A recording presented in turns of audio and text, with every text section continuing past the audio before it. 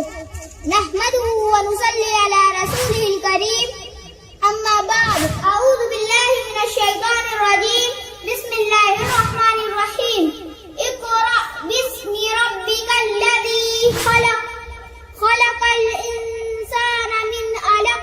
اقرأ وربك الأكرم الذي علم بالقلم، علم الإنسان ما لم يعلم. Respected guests, Assalamu alaikum wa rahmatullahi wa barakatuh.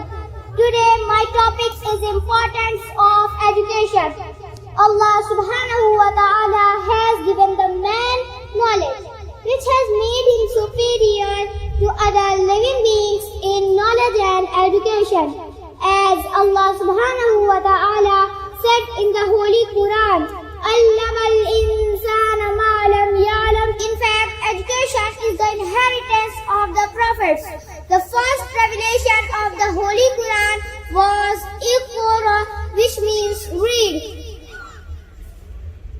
As Allah subhanahu wa ta'ala said in the Holy Quran, Iqra bismi rabbika alladhi khalaq. Islam ordered us to attain education, which makes it obligatory for everybody.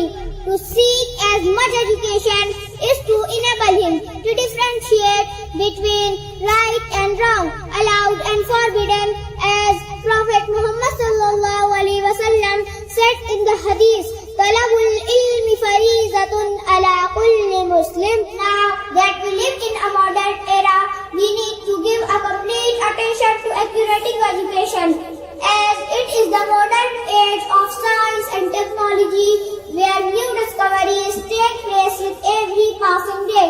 Jazakumullah. Wassalamu alaikum